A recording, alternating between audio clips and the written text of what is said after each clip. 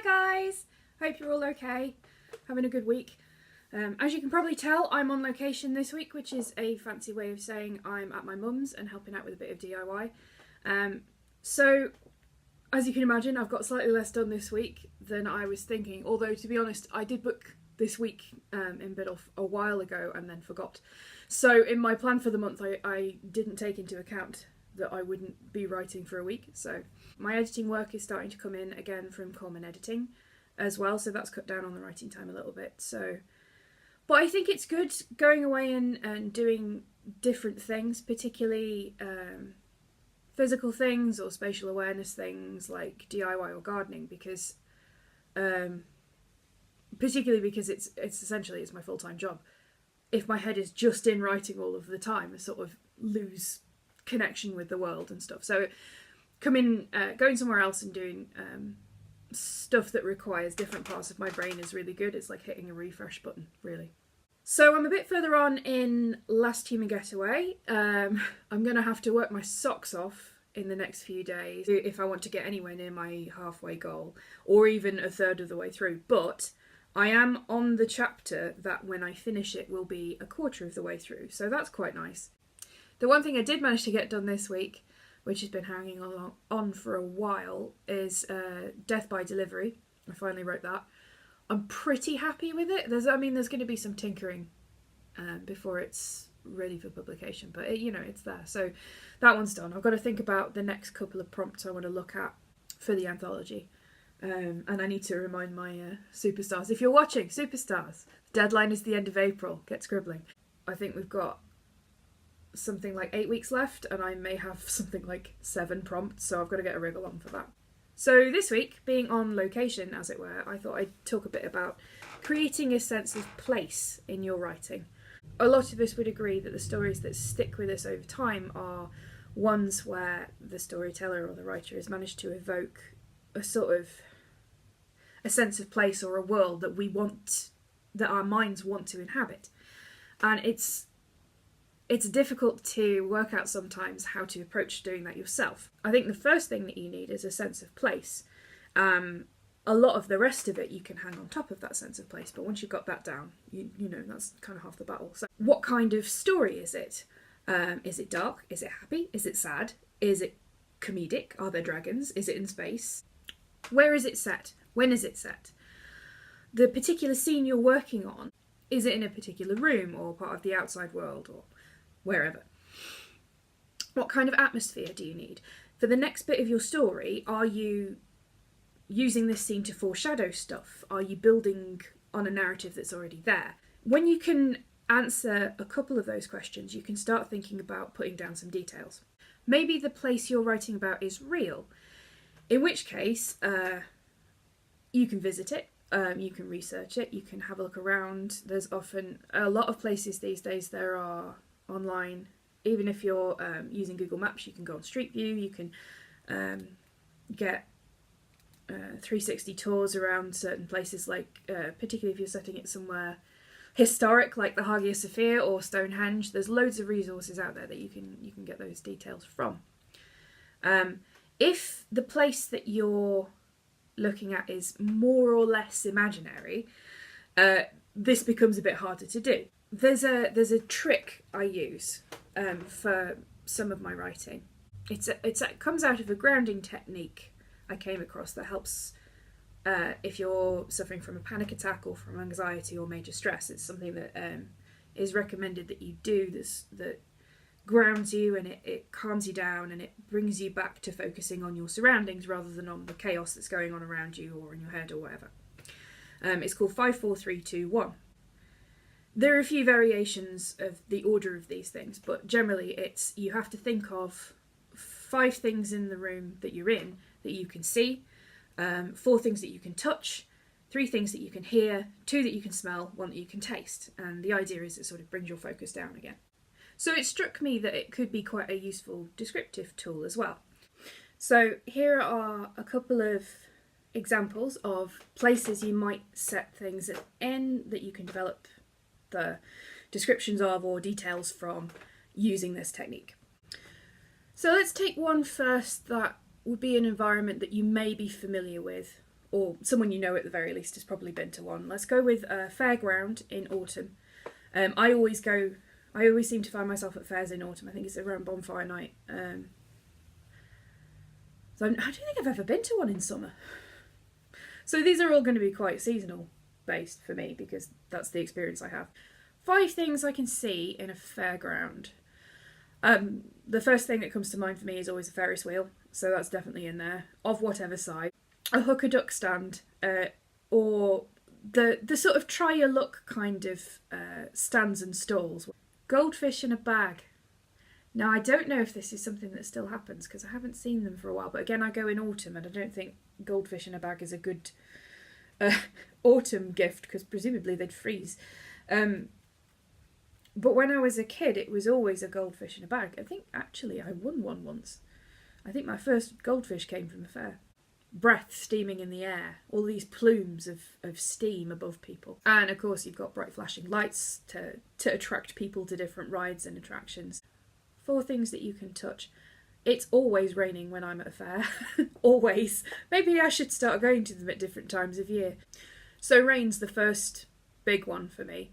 The metal fencing they use that's made out of those tubes, like almost like scaff bar, but it's proper fencing. Oh, someone else's hand. You could play a lot with that because if you're a parent or a guardian of a small child, you're going to want to keep, an eye on where they are. So you're probably holding their hand. Or if your character is a small child, because it could be quite a scary, daunting place. It could be very exciting. It could also be quite a scary place. Your character could be there with a romantic interest. Because of the time of year I go, I always associate it with quite thick clothing, so jumpers and coats and that kind of thing. So the feel of wool or coat fabric, coat material, stuffy things in your pockets, that kind of thing. 3 things you can hear. Now, they're always incredibly noisy places. Laughter, people shrieking on rides, and music. So all of the music from all of the different attractions, trying to get people to come over and join in. 2 things that you can smell. Donuts frying, but also the smell you get on the dodgems where the electricity's sparking, so sort of like this hot metal tang in the air. And then 1 thing you can taste, it's got to be candy floss, really, hasn't it? Even just thinking of things for those 5 categories, we've already got quite a good structure there of detail to hang a description off. What's more difficult is when you're imagining a scene that you have no experience of and that you can have no experience of. There's some things that are set in the past you get a sort of feel for if you go to a museum. Like there's some things you just don't get the same sense of.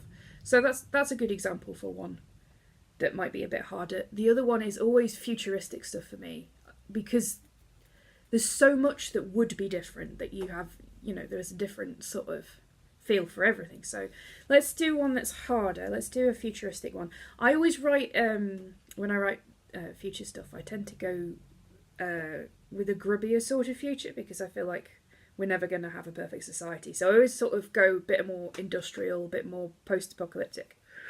So this time let's go for something really clean. A really clean, high-tech, futuristic place. A habitation area of a spaceship or a space station. So 5 things I could see. First thing that comes to mind is shiny metal. Probably quite a light-coloured metal, but not necessarily. Maybe it's painted over. Maybe you can see the rivets in the wall. Bright lighting.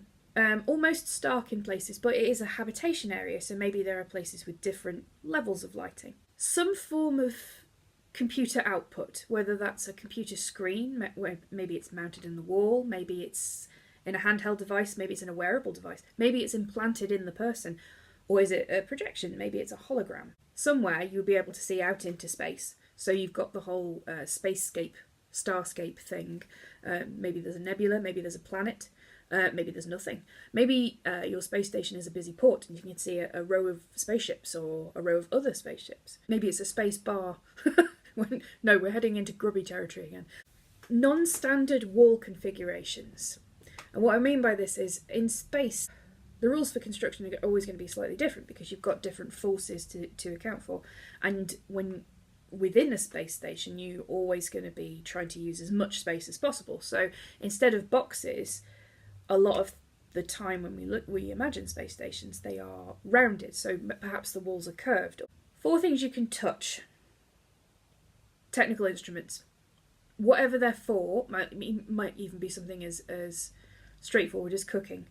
There's going to be a huge jump in technology. A big one for me with vessels rather than something more stationary in orbit or wherever. So the vibration on the deck plate, so it's always coming up through your feet. Synthetic fabrics, because you're less likely to have natural things there, probably all produced on the station or imported in. Another thing that you might be able to touch, the way humans are, I mean, you may not be writing your story about humans, but the way humans are is we always tend to keep things from our history and our past around. So, for example, I mean, this is, I'm at Mum's house, as I said, and these are some of the things my granddad made. So we have things from earlier generations just around. So probably they would have stuff from earlier generations. So perhaps you could put in something like the inside of a clock or something that they keep as, oh, isn't this strange primitive technology, that kind of thing that could be around that your character could interact with. 3 things you could hear, like the vibration of the engines. If you are on a space station or a spaceship, it needs a power source. It could be solar, but still probably there will be part of that system that makes a noise, even if it's just a low hum. When you're watching TV shows, there are two, set in space, there are 2 things that really stick in your head in terms of sound. One of them is the chirp of electronics. There's always something burbling along in the background to itself, or maybe it's an alarm that's sounding for someone to go and see to it. The other thing you get, and this is particularly a Star Trek thing, is door noises. So you get the sort of noise as things open and close. 2 things you can smell.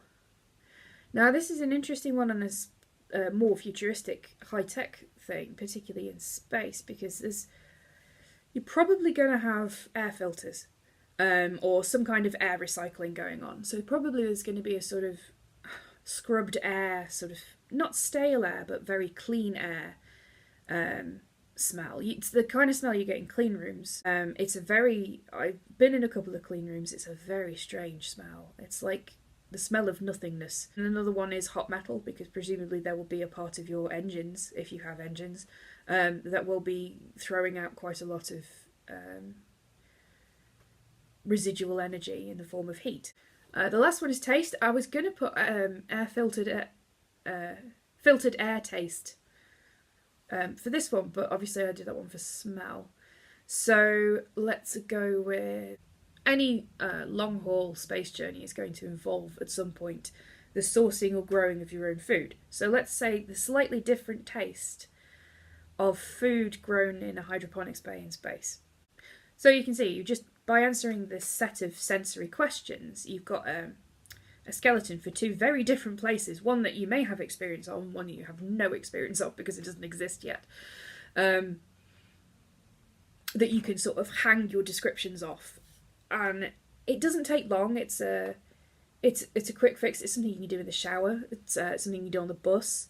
It's one of those things that you can generate in your head while you're planning or while you're doing something else that's really helpful to have on hand.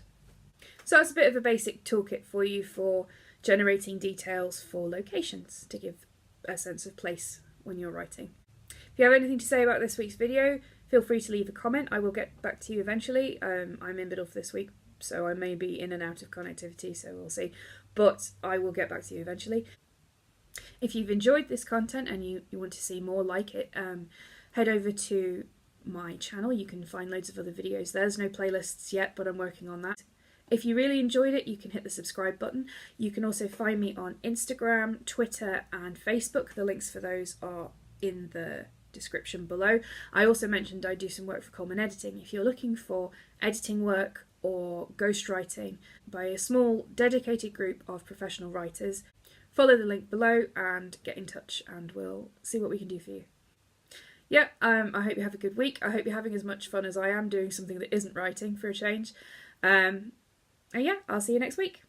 Bye!